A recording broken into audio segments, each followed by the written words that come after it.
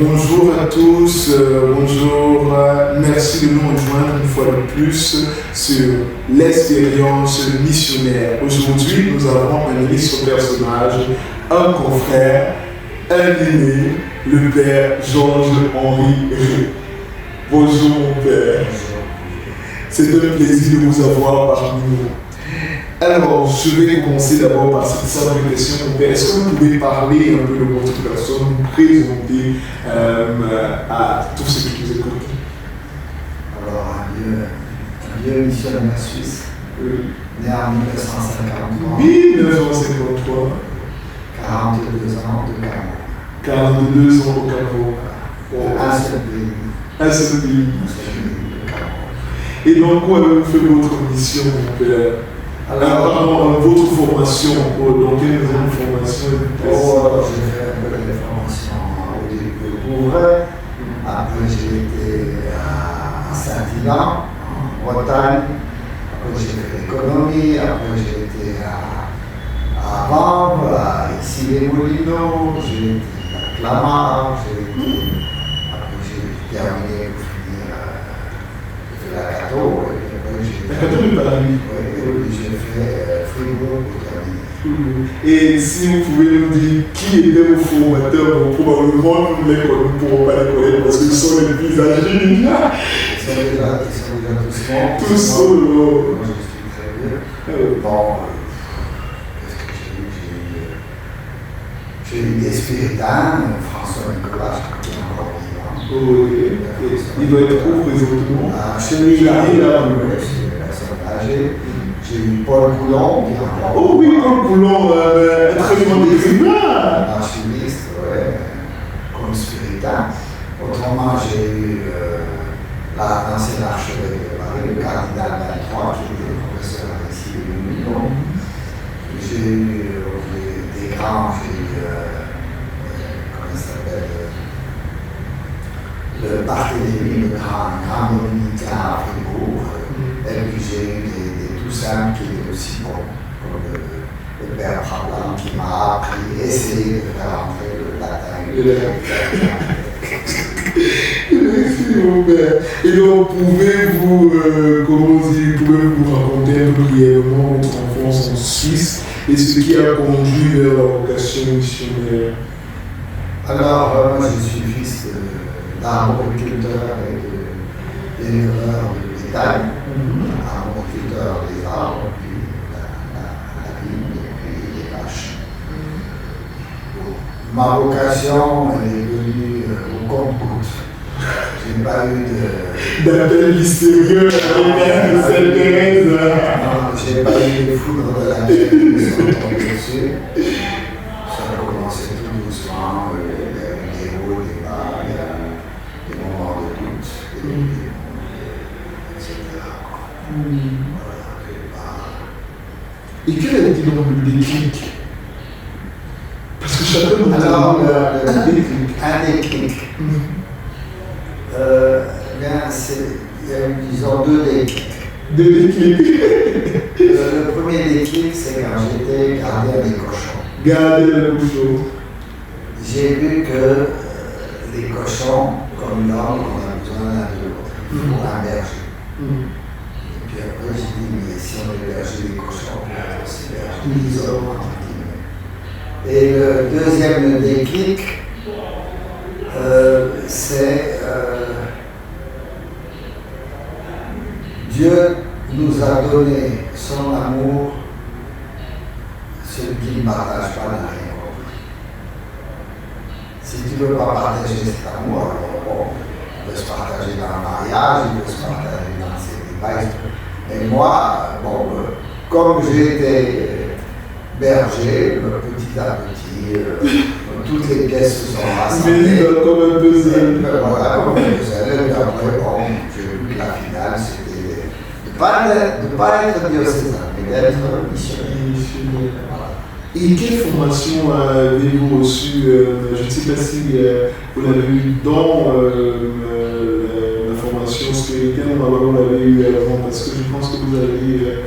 Alors, la formation missionnaire, bon, on a eu des exemple des anciens, puisque j'ai fait le petit séminaire du Bourret et le collège de mission. Donc j'ai vu le père Massy, le père Kimba, le père Coudray qui était ici, le père Masseret, etc. Quartenou, bon, ils ont été en mission. J'ai vu que pas la brèche, mais le chemin de mission correspondait à cette vocation qui était pour moi de partager l'amour de Dieu. Et donc vous rentrez dans la vie religieuse, c'était directement après votre... C'est un parcours de super combattant. J'ai eu mon accident, j'ai perdu un œil, comme tout le monde. Donc l'ancien code disait que les prêtres, dans les futurs prêtres, ne pouvaient pas être handicapés. Donc j'étais pas sûr d'être envoyé prêtre. Ça c'était durant la formation? Oui, j'ai eu l'accident à 21 ans. Ok, c'était merci. Oui, l'accident de chantier, qui a sauté. Et puis les pères m'ont dit, bon, est-ce que tu vas continuer tes études? J'ai dit, pourquoi? Oui, mais tu sais, maintenant, tu es handicapé, tu n'as qu'un œil, il faut demander des dispenses à Rome, je ne sais pas. Alors j'ai dit, bon, je vais appeler l'économie pour avoir une sortie ici Rome. Je n'ai même pas pensé à ce moment à être frère. Ça m'est même pas venu dans la tête. Et puis, bon, après, on m'a dit, oh, maintenant, ça s'assouplit un peu, les décrets de Vatican commencent à sortir. C'est un peu plus, bon, j'ai continué la philosophie théologique. Mais par exemple, j'ai commencé 3 fois le noviciat parce qu'on était 7 ou 8 au départ, après il y avait une personne déjà. La première fois c'était le maître Ionis qui est tombé gravement malade, la novice on était annulé.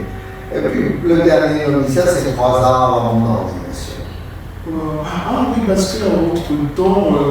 on faisait le noviciat normalement tout au début. Mais comme chaque fois ça fermait, moi j'ai dit maintenant ça suffit, je veux m'engager.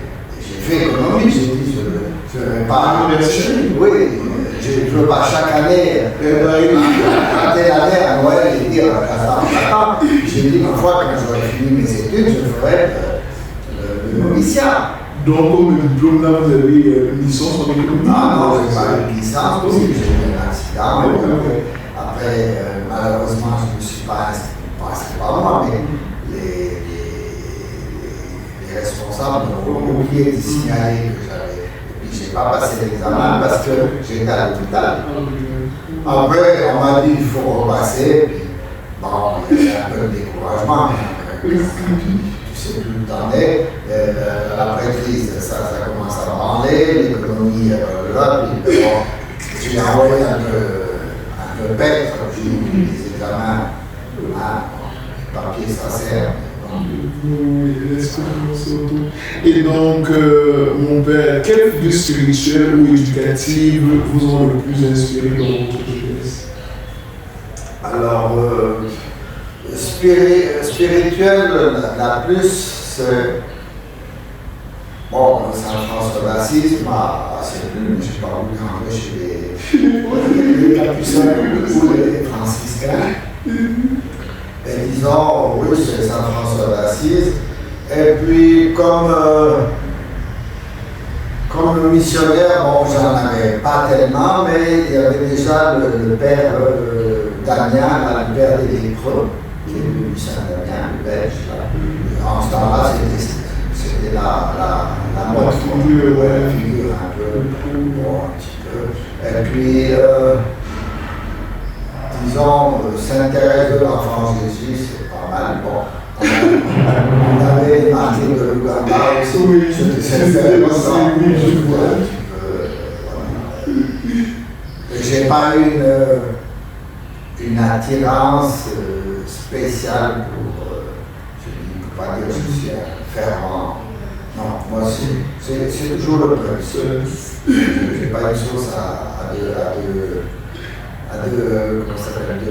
ingrédients. Et donc, qu'est-ce qui vous a attiré particulièrement à la congrégation du Saint-Esprit?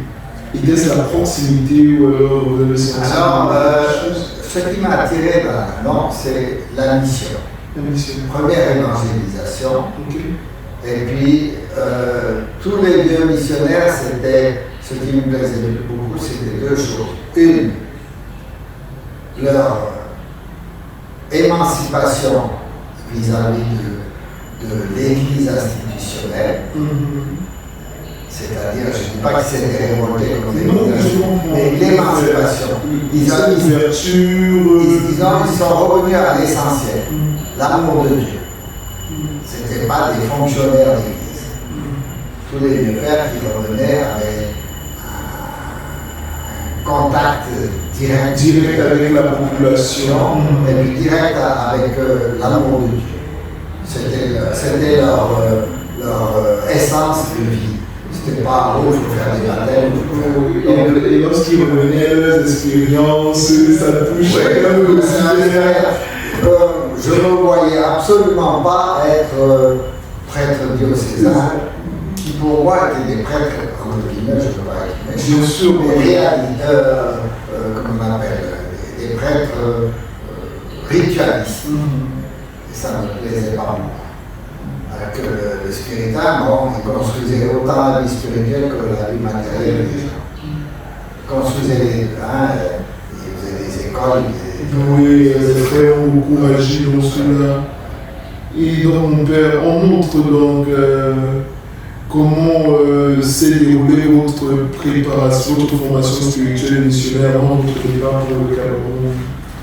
Ou alors on n'avait pas tellement. Bon, nous on avait fait le stage obligatoire, 2 ans en mission avant d'être prêtre, avant de faire la théologie. Donc après la philosophie. Normalement c'était après la philosophie noviciat, mais nous on n'avait pas de noviciat. Donc après notre philosophie, on a fait 2 ans de stage en mission. En mission, vous l'avez fait. Moi je l'ai fait au Cameroun. Au Cameroun, oui. Directement pour la philosophie, vous êtes venu au Cameroun. Avant de retourner en Suisse. Avant de retourner. Et les autres, par exemple, Serge Malanger a fait au Sénégal, Etienne Bosnia qui est mort en Angola avait fait au Zaïre, etc. Donc on était 2 ans. Et après les 2 ans, on rentrait une année pour faire de l'anthropologie africaine. C'est-à-dire on relisait notre expérience avec la science. Avec la science qui nous a apporté l'anthropologie, la sociologie, les différentes cultures. Avant de commencer la théologie. Avant de commencer la théologie. Et avant de commencer le noviciat, donc, si je veux, essayons de résumer votre parcours. Donc, vous avez fait 1 an de postulat, ça c'était en Suisse. Non, il n'y avait pas de postulat. Donc, dès que vous entrez dans la philosophie. Non, moi j'étais à cheval entre l'ancien système qui faisait que, fini la philosophie, qui faisait le noviciat. Après, on a annulé le noviciat pour le mettre après la philosophie. Et puis, total, comme on était très peu nombreux, on était 3 ou 4 candidats, donc par année, alors ils ont essayé de regrouper un noviciat, puis ça n'a jamais bien marché. Donc on est mon groupe, dans le même groupe, en fin de théologie, on n'a pas fait un seul de même noviciat. On a sauté dans les noviciats qui étaient en train de... Donc, moi j'ai fait l'économie, après j'ai fait la philosophie, le stage, 2 ans de stage, j'ai fait 1 année d'anthropologie, etc. Après j'ai fait le noviciat, et puis après j'ai terminé mes 4 ans de théologie. 3 ans de théologie. 3 ans à Clamart. Non, moi j'avais commencé ici les Moulineaux, et j'ai fini à Fribourg. Oh, ok. Ah oui, j'ai entendu qu'il y avait un théologien à Fribourg, mais il a fermé. Oui, il a fermé. Je pense qu'il restera 3 ou 4 ans. Ok. Et donc, quel souvenir gardez-vous de vos premiers pas dans la vie religieuse? Moi, j'ai été incardiné pendant 10 ans à Cayenne comme prêtre, avant de faire les vœux définitifs. Oh. Oui, j'avais fait 3 ans de vœux à l'ordination. On ne pouvait pas être ordonné dans la congrégation avec 3 ans de vœux. Okay. Donc j'ai été incardiné à Cayenne. Cayenne, c'était Monseigneur Roy, un ancien de San Mérima, qui est devenu évêque de Cayenne. Et puis après, il n'a plus lâché. Il m'a dit, tu viens à Cayenne. Donc j'ai renouvelé les vœux jusqu'à ce qu'il me lâche. Puis au bout d'un moment, il m'a dit, oui, je vois que tu as la vocation. Dans la congrégation, j'ai fait les vœux définitifs à Colécom ici. La mission de Colécom avec les confrères, tout ça. Après 9 ans, 10 ans de fidélité au nom de Cayenne. Non, vous avez travaillé dans l'est du Cameroun, si je me trompe. Non, le sud.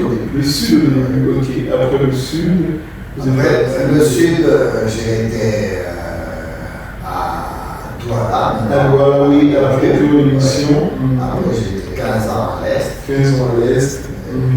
Et puis là, vous êtes à Crémy. Maintenant, je suis à Crémy. Et donc, quelle différence majeure avez-vous constaté entre ces différentes missions? Est-ce qu'il y a quelque chose de particulier qui les unit toutes, ou chacune d'entre elles vous a procuré une expérience tout à fait différente? Alors, en dehors du problème peut-être économique et puis sociologique, le niveau de vie des gens, ça change d'une région à l'autre. Mais le reste, le trait commun, toutes les personnes que j'ai rencontrées cherchaient. Ça, c'est le trait commun. Après, le chercher commun a varié d'une région à l'autre. Par exemple, j'ai pris Zoé Télé qui était déjà une mission un peu établie. Ce n'est pas du tout la même chose que Djoum, où c'était moins établi. Ce n'est pas la même chose que Djoum, c'est après 100 000 100 000 Maroc, oui, ça mais nous n'y sommes plus. Non, Colécom, on n'est plus, 100 000 Maroc, on n'est plus, il n'y a plus rien du tout. Après, bon, chez les Bacas, c'est encore différent. Après, tu vas à Douala, ben, c'est un monde complètement différent. Et puis après, j'ai pris le monde des apprentis, c'est encore complètement différent. Mais tout le monde cherchait Dieu. C'est la ligne commune à répondre. Et vous m'avez dit que vous avez été en charge d'une menuiserie à l'Est, c'est ça? Alors, moi j'ai eu 3 grandes fonctions. Économe, j'étais économe du diocèse de Saint-Mérina, économe partout, économe à Douala, économe au diocèse de Yaoundé, l'économie pastoral et économie. Deuxième, formation des catéchistes. Et troisième, l'apprentissage. Voilà les 3 champs de travail. Alors j'ai commencé le travail à Saint-Mérina parce qu'il fallait refaire l'émission de Colécom, de Zoé Télé, et puis après j'ai refait la cathédrale de Saint-Mérina parce qu'il fallait refaire la cathédrale de Saint-Mérina. Après j'ai été à Aérodroit parce qu'ils ont lancé un centre d'apprentissage des Salésiens qui se sont foirés. Donc j'ai dû aller là-bas pour remettre en place ce centre. Et après je suis parti de moi-même dans l'apprentissage. J'ai fait un grand centre d'apprentissage à Roman, un vrai centre comme celui de Gaulois. Et quels ont été les joies et les fruits que vous avez récoltés de ces différents états? Alors, les grandes joies, c'est la réussite de voir des catéchistes qui comme on appelle, travaillent bien, des catéchistes qui arrivent à aimer Dieu et non à servir, je dirais, servir malencontreusement Dieu. Là, ils ont servi avec joie Dieu. J'ai eu des joies avec les jeunes, tous les jeunes qui ont vraiment se sont vraiment épanouis dans leur métier, qui ont vu que le métier, un bon métier, ça permettait d'avoir une belle famille, etc. Et puis, bon, à Douala, j'ai eu les joies de voir que des dispensaires pouvaient marcher, que des missions pouvaient marcher parce qu'ils n'avaient pas des frais de douane à payer énormes, des frais de stationnement à payer énormes, comme s'ils passaient par les transitaires. Passaient par les transitaires, ils étaient foutus. Et puis bon, les déceptions aussi étaient grandes, hein, de voir la procure de Douala tomber à zéro. Donc la procure fournissait tout, faisait vivre toute la province du Cameroun quand on voit que ça tombe à zéro. Et puis d'être mis à la porte de l'évêque par l'évêque d'un moment du centre qui fonctionnait parfaitement, moi jalousie, ça fait très mal. Et comment est-ce que vous avez pu sortir de ces épreuves-là? Parce que je les appelle les épreuves, parce que quand vous dites que ça fait mal, je sens vraiment le cœur de quelqu'un qui se donne pour une mission et après cela n'est même pas pris en compte et on se demande parfois est-ce que j'ai fait un bon choix? Alors, il faut se rappeler si le crâne est tourmenté, si le meurt, je pense que toutes ces épreuves, c'est quelqu'un qui tombe à terre. Et j'espère qu'il reviendra une autre fois. C'est un peu l'expérience des missionnaires. Les premiers missionnaires que j'ai vus, ils n'ont jamais récolté leur fruit. On sème pour quelqu'un et l'autre vient récolter et il sème pour quelqu'un d'autre. Et si tu n'as pas cette philosophie-là, ne te fais pas cette spiritualité. Il ne faut pas se faire spirituel. Et trop de spirituels aujourd'hui veulent des résultats.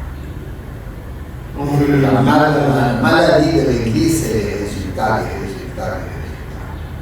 Or, cela peut prendre 50 ans, 100 ans pour qu'un résultat se fasse. Les résultats, tu peux demander à une machine, elle te donne un résultat. Mais l'homme, l'évolution de l'homme, elle est progressive, elle est en temps. Elle est tellement individuelle, il n'y a pas de forme typique. Il y a certains résultats, d'accord, mais si vous lancez un projet que vous, avant de lancer le projet, vous avez déjà des résultats. Non, ça ne donne pas. Avec les autres, ça ne donne pas. Il faut un but, mais pas un résultat. Ce n'est pas la même chose. Le but, c'est, je veux que ces jeunes soient vraiment, par leur métier, des bons pères de famille. Ça prendra, je ne sais pas combien de temps, 5, 6, 10, 10 ans. Et si tu veux un résultat tout de suite, tu te plantes. Et là, vous avez mentionné la procure de Douala. Je voudrais rebondir sur cela, mon père. En tant qu'économiste, comment est-ce que vous verrez la procure de Douala pour qu'elle retrouve, si je pourrais me permettre le thème sa splendeur? Parce que j'ai eu à causer déjà avec de nombreux religieux qui m'ont donné cette expérience que lorsque l'on entrait au Cameroun, on devait automatiquement passer par la procure de mission de Douala. Elle était l'entrée et la sortie de tous. Elle se chargeait de gérer toutes les activités religieuses et même parfois les diocèses dans le pays. Comment comprendre qu'elle est perdue tout ce contrôle-là et elle n'est que maintenant, si je pourrais dire, un grain de sel dans une armée de sauce? C'est bien simple. Ils ont fait la procure de Douala, un hôtel et une société de transit. Ils ont enlevé complètement le sens chrétien et humain. L'hôtel doit rentrer de l'argent et la transit doit rentrer de l'argent. Et tu tues les personnes, tu tues les clients. C'est tout. Redevenez humain. C'est-à-dire que quand quelqu'un vient à la procure, à l'hôtellerie, tu lui donnes une clé, une chambre et tu ne parles même pas, tu ne fais rien, ben c'est un hôtel. C'est tout. Et quand tu n'as pas de joie, tu viens à l'hôtel, tu dis bon, je suis là, il n'y a plus que le matériel, je préfère aller ailleurs, on a plus de confort. Nous, on avait 3 fois moins de confort que dans les hôtels, mais il y avait l'humanité et la spiritualité. Et les gens étaient heureux de venir. Mais maintenant, je voudrais encore rebondir sur cela. Côté spirituel, aussi. Il y a du rituel à la procure de Douala, mais il n'y a pas du spirituel. Voilà. Il y a un paquet de liturgie, même qui fait fuir les clients parce que le matin ils veulent dormir, on leur casse les pieds avec une messe à 5 heures, à fond la caisse du tube. Mais on ne se préoccupe même pas quel problème il y a, pourquoi tu viens, pourquoi ça n'est pas un problème. Moi j'avais des frères, pourquoi tu viens? Oh, je viens pour ça. Voilà. Et puis merde, je viens parce que j'ai des problèmes. Bon, on discute. Maintenant, il n'y a plus rien, ça. Oh, donc déjà à l'accueil, quelqu'un venait, bonjour, quelle est la raison de votre Non, mais simplement, on vous fait la roche des eaux, est-ce que je peux vous aider? Est-ce que vous avez. Ouais, je ne sais pas où c'est. Bon, on avait un taxi. On prête un taxi pour aller à tel et tel endroit. Et puis petit à petit, tu tires les fils. Et puis le gars, il vient parce qu'il a un paquet de problèmes. Et il part joyeux, il dit, mais tu peux aller à la procure. Maintenant, voilà la clé, chambre 1, c'est fini. Regardez la procure, il n'y a même plus un repas où on peut parler joyeusement. La procure de Doula, il n'y a plus de repas. Le repas, comment on fait? Mais le repas à midi, 5 personnes. Nous, on était 2 fois 30 personnes. Je faisais 2 services de 30 personnes. Parce qu'il n'y avait pas assez de place. Mais on rigolait, on partageait. Il y a eu une soeur qui a eu un accident. On a tous cotisé pour aider cette soeur qui a eu un accident. On a tous aidé à la chapelle prier. Et toutes les sœurs de cette communauté-là sont toutes venues à la procure parce qu'ils savaient qu'il y avait une humanité, il y avait une spiritualité, il y avait un cœur. Et maintenant, il n'y a plus. Et il y avait d'autres personnes qui arrivaient. Puis, mon père, bon, t'es dans la mer, tu payeras quand tu l'ouvras. Ils étaient dans la merde parce que tu payeras quand tu l'ouvras. J'ai eu des gens qui ont payé 5 ans après 20 fois le prix qu'ils devaient payer. Et si vous n'avez plus ça, ben c'est fini, c'est un hôtel comme les hôtels publics, c'est un transit comme les transits publics.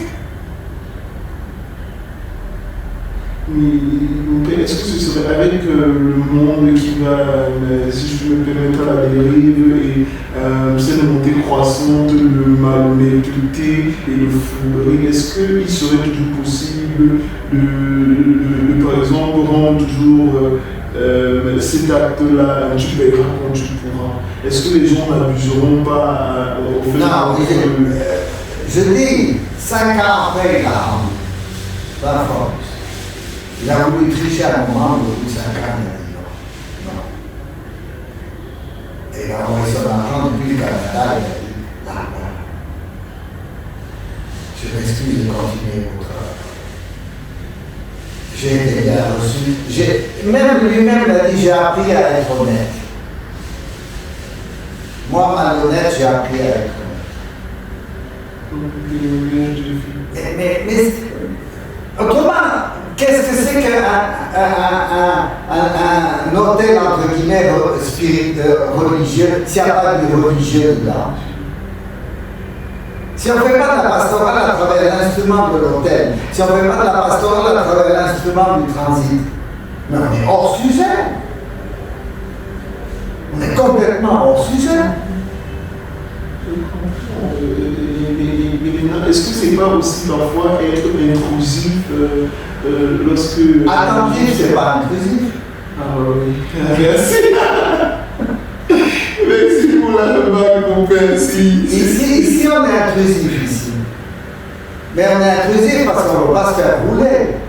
Bon, quel est mon père? Est-ce que vous pouvez me faire un peu? Quelle est la différence entre être intrusif et être attentif? Alors, être attentif, c'est écouter l'autre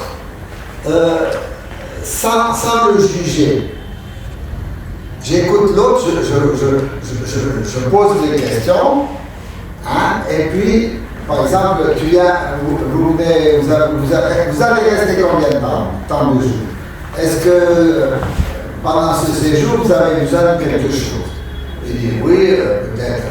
Je dis voilà, bon, nous, on vous donne le logis, hein, la nourriture, bon, puis la messe le soir, hein, le matin, une petite messe, c'est pour l'extérieur, le soir, il y a la messe. Et puis si vous avez besoin de quelque chose un peu plus privé ou personnel, vous pouvez venir me voir. Voilà, c'est tout. La deuxième, vous venez pourquoi? Oui, mais c'est quoi ça? C'est tellement pointu, oui, comme le pays déchire. C'est l'inspecteur Smith. Voilà. Merci beaucoup, mon père. C'était quelque chose que je n'avais pas vu. Et vous vraiment causer avec les aînés, c'est toujours bien parce que vous me faites comprendre des choses, vous apprenez des choses. Oh, merci beaucoup, mon père. Donc, nous allons passer à la prochaine question. Comment avez-vous vécu l'adaptation culturelle et linguistique dans vos différents lieux de mission? Alors, moi, pour les langues, je suis. C'est pas plus spirituel, je suis là pas agi. Non, il a agi avec les chiffres en école noire et en tête. Et les pères m'ont dit tout de suite bon, tu n'auras jamais la langue, tu ne pourras jamais apprendre la langue. Bon, j'ai eu à cause de l'accident, j'ai eu des oreilles aussi qui m'ont foiré, donc je n'arrive pas bien à saisir les sons. Alors, le linguiste m'a dit, écoutez, pour apprendre une nouvelle langue, j'ai fait la part des choses. Il y a des pères qui ne savent jamais utiliser durant leur vie un marteau de langue, ils savent utiliser la langue et tout. Moi j'ai dit, je prends le marteau, chacun son domaine. Et ça permet qu'il y ait un peu plus de communion, se sont utiles quelque part. Voilà. Alors j'ai pas eu alors du point de vue linguistique, c'est pour ça que j'ai pris l'école des catéchistes. On parlait en français à l'école des catéchistes. Là, je pouvais former les gens plus que la pastorale dans les villages, etc. Nous avons touché à ce point déjà et je voudrais qu'on entre aussi un peu dans le détail. Avez-vous vraiment vécu des moments de découragement qui vous ont fait vous dire que qu'est-ce que je fais ici?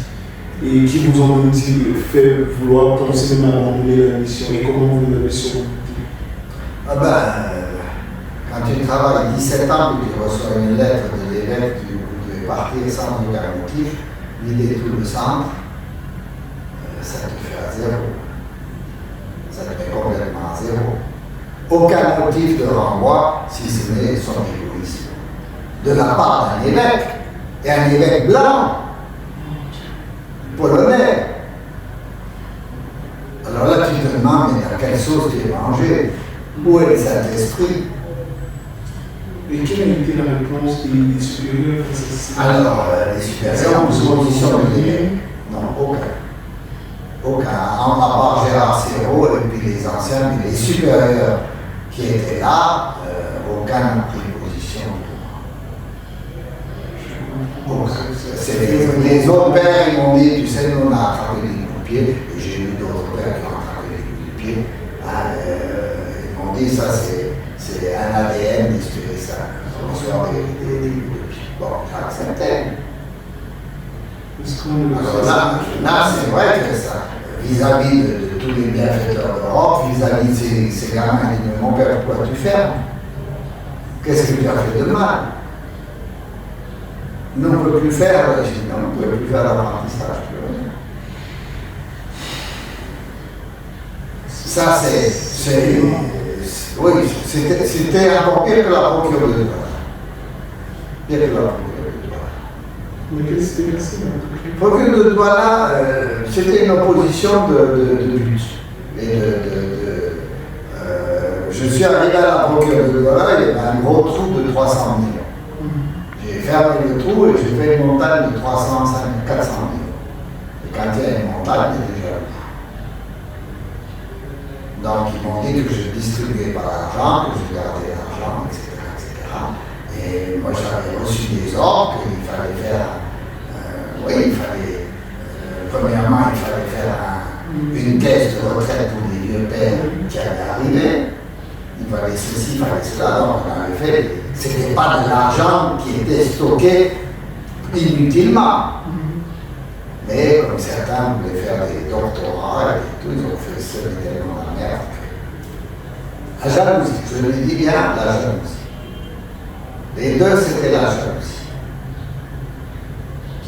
Alors, on la procure, mais le centre d'apprentissage de la Romance, c'est une tâche noire dans l'Église, une injustice. Et je pense que je ne vais pas lâcher le dossier jusqu'à ce que Rome prenne position là-dessus.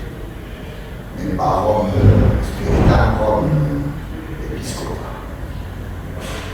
Dans le dossier, toujours. Moi, je tiens le dossier, il ne veut pas répondre, mais j'écris chaque année. Okay.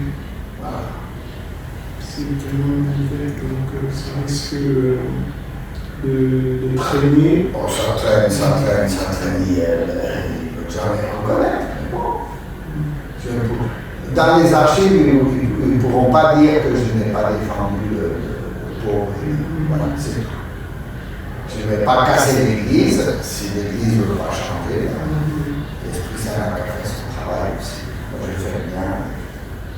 Et quelle est donc votre vision pour l'Église locale du diocèse de Crémieux dans lequel vous vous trouvez présentement? Alors, la vision est simple, c'est un jeune évêché, un jeune diocèse.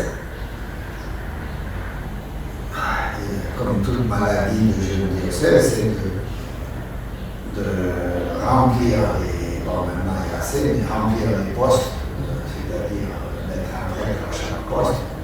Là, il y a trop de prêtres, alors on multiplie les postes. Mais bon. On dit le sens communautaire. Oui, on oublie le sens communautaire, et puis c'est le mal de l'Église. L'Église veut, ça c'est universel, c'est pas que pour le Cameroun, hein, c'est universel. L'Église veut commencer par la structure au lieu de commencer par le cœur.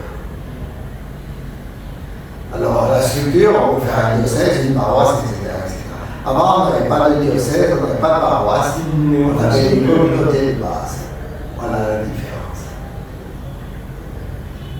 Alors maintenant, on a une belle structure, mais qui est ritualiste et puis qui n'est pas incarnée. La preuve, la multiplication des églises au Cameroun, et tout ce qui concerne dans ces nouvelles églises réveillées, etc., c'est tous des anciens catholiques. Et personne ne se pose la question pourquoi ils vont là-bas. On a une augmentation des catholiques, mais c'est pas vrai, on n'a pas une augmentation par rapport à la population. Avant, il y avait 100, il y avait 50 catholiques. On pouvait dire qu'on avait 50% de la population. Maintenant, on a 110, mais la population est de 200, on n'a plus les 50%. Et ça, l'Église ne veut pas voir. On a le chiffre brut, mais pas le chiffre réel. Et quel conseil donneriez-vous donc à un jeune qui hésite à s'engager dans la vie religieuse? Alors, les religieuses. Quelles les religieuses? Plusieurs religieuses. C'est comme les droits humains. Il y a plusieurs. Je laisse ouvert à vous. Oui, mais alors, j'aime pas trop cette vie de séparation de vie religieuse et vie séculière. Hein. Le prêtre doit aussi être un petit peu religieux avec l'évêque, c'est-à-dire il doit quand même vivre en communauté avec l'évêque. Bien sûr. Voilà, hein, il y a une petite différence dans dans le mode pastoral. Tu as des congrégations hospitalières, tu as des congrégations éducatives, des congrégations missionnaires. Tu vois, c'est la pastorale qui change. Mais l'esprit, si le prêtre n'est pas en communion avec son évêque, si le religieux n'est pas en communion avec sa communauté, c'est du vent. Alors moi, ce que je demande à l'heure actuelle, c'est la franchise de chacun vis-à-vis de l'Évangile. Est-ce que je suis franc vis-à-vis de l'Évangile? Si je suis franc vis-à-vis de l'Évangile, je trouve mes solutions avec ma congrégation. Et si je suis faux avec l'Évangile, la congrégation, c'est déjà la bonne. Et donc, mon père, en regardant notre province, quelles qu'est-ce que vous voyez un peu dans le futur? Comment on a relevé? Alors, bien surtout en Afrique et particulièrement celle du Canada. Qu'est-ce qui unit tous les spiritains camerounais? Il n'y a rien qui unit. Il y a des spiritains camerounais qui sont prêtres fidèles de nous en Europe. Tu as des spiritains camerounais qui sont étudiants en Europe. Tu as des spiritains camerounais qui sont enseignants ici, mais il n'y a aucun qui est missionnaire. Véritablement missionnaire. Alors, si la ficelle missionnaire n'existe pas, notre province est morte. Mais qu'est-ce que vous appelez par ficelle missionnaire? Mais la ficelle missionnaire, c'est notre première évangélisation. C'est-à-dire que nous, quand on se retrouvait en Suisse, premièrement, simplement physiquement, vous êtes 70. Il y a 35, 40, 50% qui sont camerounais. C'est déjà contradictoire à l'esprit missionnaire.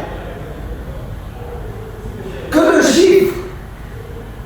Vous êtes 70 spiritains camerounais. Ah oui.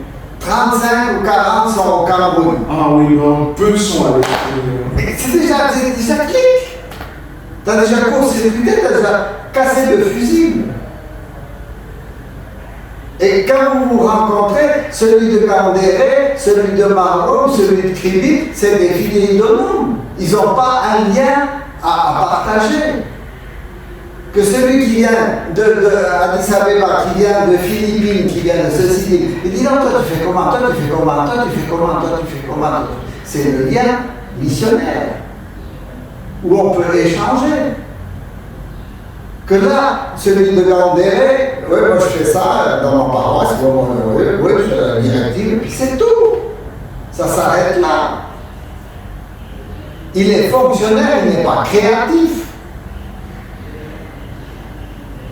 Que celui des Philippines, il dit donc, oh là, j'en ai pas avec les langues. Et puis avec leurs coutumes, j'arrive pas à les comprendre. Oh puis merde, et ceci et cela. Et t'as la discussion.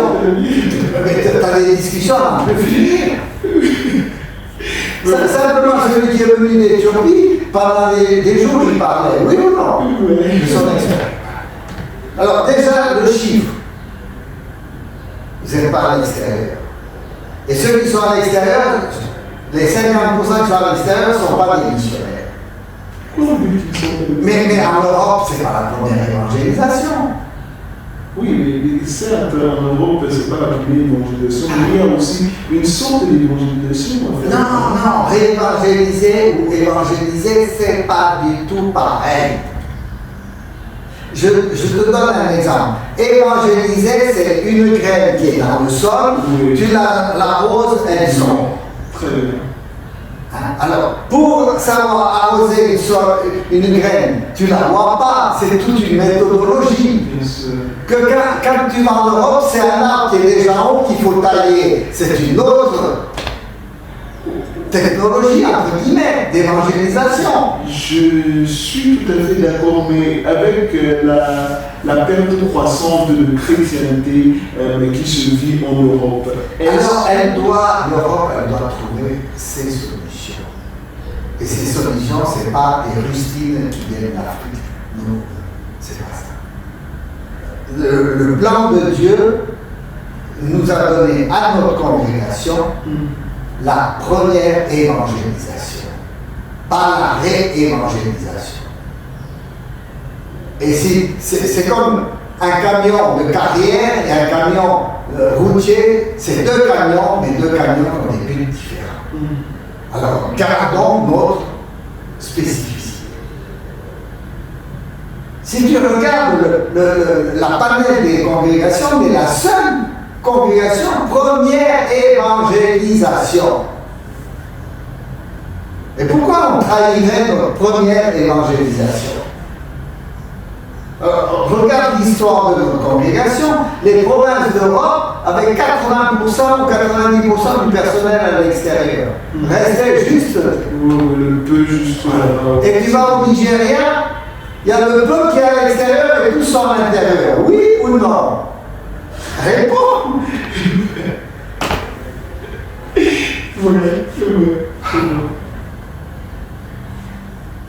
Et pourquoi vous n'êtes pas soutenu par les Camerounais? Parce qu'ils ne vous sentent pas missionnaires. Soutenu par le Cameroun. Mais moi j'ai demandé des quêtes. Ils me disaient, oui, mais on ne fait pas de quêtes, il va en Europe, il a plus d'argent que ça ne nous intéresse pas. Oui. Je dis, mais il est en Mongolie. Il y a une sœur africaine, une fille de Yaoundé qui est en Mongolie. J'ai fait une quête. Hey, 4 millions et demi. Les gens sont venus pendant un mois. Oui, elle est dans un pays où ils donnaient. Celle-là, elle est missionnaire. Pour un spirituel, ça va 20 000. Est-ce que l'accent n'a pas été mieux? Mais l'accent, les gens ils ont dit non. Mais oui, l'Europe, donc on sait que l'Europe, c'est marrant, vu que beaucoup d'entre nous allons travailler en Europe et en Amérique pour nous ressortir. Il faut arrêter. Et là, vous êtes en train de nous tirer une balle dans le pied. De détruire l'esprit et de vous détruire. On ne va jamais vous respecter quand vous serez âgé. Oh, il était en Europe, il avait qu'à économiser, il avait qu'à... C'est ça qui m'a oublié. On en crée tout ça. Que je vois le Nicolas Gomina qui est mort au Congo, enterré au Congo ou au Gabon. Gabon. Hein? Les gens, ils m'ont demandé, mais pourquoi Gomina? Et je dis, parce qu'il est missionnaire. Ah oui, c'est vrai. Mais pourquoi le jeune du Sénégal, il est revenu ici? Je dis, ah, les gens se posent des questions. Oui, mais je pense que le jeune du Sénégal, c'était un peu une chose différente dans la mesure où oui, mais il n'avait pas encore fait le noviciat. Il était déjà engagé. Oui, dès qu'on est engagé, il d'accord. faut rester logique. Parce que ces engagements à patiner, comme on dit, un peu oui, un peu non, un peu oui, un peu non. À un moment, je suis engagé à l'Assemblée, puis à un moment, je vais au soyons francs. Et vous ne serez jamais aidé dans votre vieillesse, parce que vous n'avez jamais été en mission. Et les gens qui sont un peu riches dans la vieillesse disent, oui, il a été en Papouasie, Nouvelle-Guinée, il a été dans un pays où il n'y avait rien. On va l'aider. Nous, on a déjà des enfants dehors, on peut aider ces vieux missionnaires. Regarde, il y avait qui est là. Oui. Hein? Les gens venaient de partout, lui apportaient un peu d'arachide, un peu de ceci, un peu de cela. Et ils lui donnaient les intentions de messe. Les gens, tu ne peux pas trahir les gens. Tu ne peux pas trahir les gens. Et donc, comment revenir à peut-être cette fraternité à laquelle, parce qu'aujourd'hui, on entend quelque chose dans nos provinces, il n'y a pas d'argent. Il n'y a pas d'argent. Là où je suis parti faire les études, c'était le même discours. Il n'y a pas d'argent. Alors, c'est pas une congrégation, c'est une multinationale. Comment est-ce que vous faisiez pour répondre à cette problématique? Parce que d'après ce que j'ai pu dire, c'est que vos études étaient toutes faites, les étudiants étaient pris en compte, tout le monde avait son dû. Alors ça c'est ce qu'on appelle une rumeur qui est complètement fausse. Elle est fausse. Alors, chaque noviciat ou à Cheville, on avait 60 hectares, on travaillait. On a vendu pour Rangis, tous les séminaristes travaillaient. À Cellule, on avait 2 fermes, 3 fermes. À Mortel, on avait des fermes. Pratiquement les 3 quarts, c'était l'autosuffisance. Et puis le reste, des fois, on demandait un petit peu aux familles. Puis alors, le niveau de vie qu'on avait.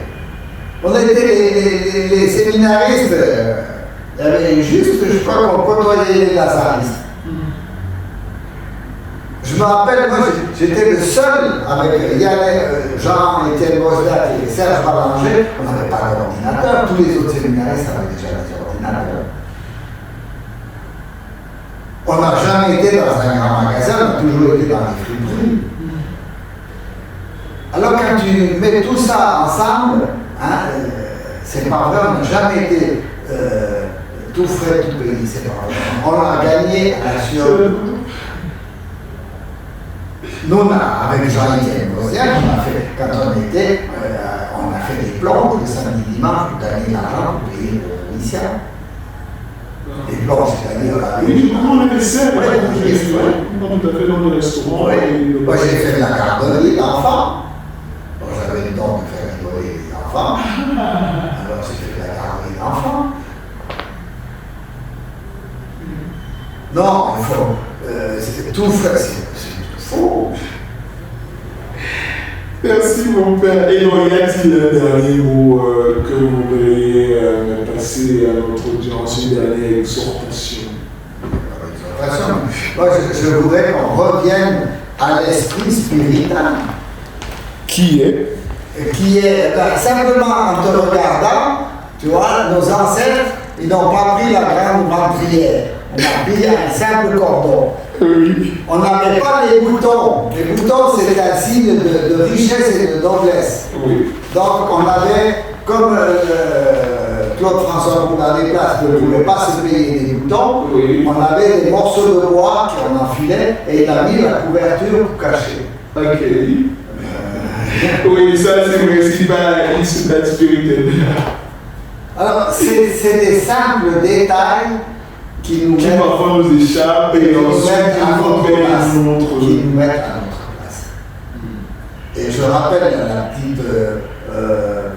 le petit dessin de Noël Tagli qui est à la porture de voilà, le spiritain c'est une valise. Oui, ouais. Et maintenant, quand vous partez, vous demandez des suppléments de bagages à 85 kg.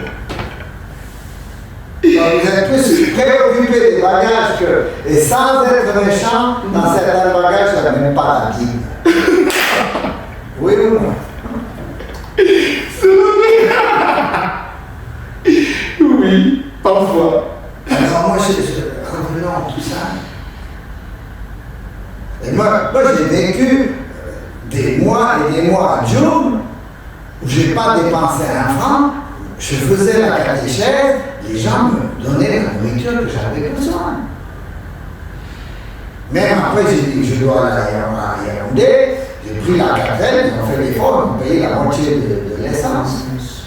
Mais si tu es au service des gens, à l'écoute des gens, vivant au niveau des gens,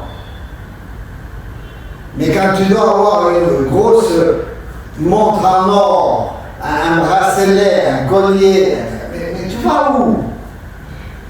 Je rappelle que pour le 100 ans, les 300 ans des spiritains, la TF1 est venue à la télévision, a dit à notre supérieur, enlevez votre montre d'or pour la messe, elle faisait tellement miroir. Oui. Alors tu vois, quand une laïque doit dire ça à un missionnaire, hey, on est où? Il a sorti tout son attirail de bracelet. Merci mon père. Et puis, je rappelle que nous, les spiritains, mes premiers congés, c'était au bout de 5 ans. Et moi, j'étais encore dans un régime favorisé. Le frère Timoléon est parti, on partait définitivement. Alors, on sert qui? On sert Dieu et on sert les gens. Et si on se sert soi-même, on est hors sujet.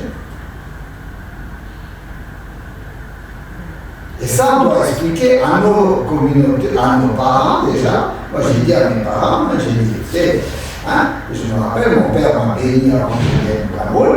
Il m'a dit, bon, tu reviens plus. Alors déjà, ça s'apprend. Mais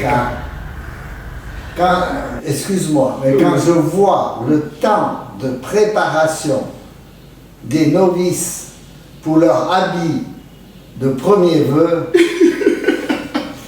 ça me prend par la gorge,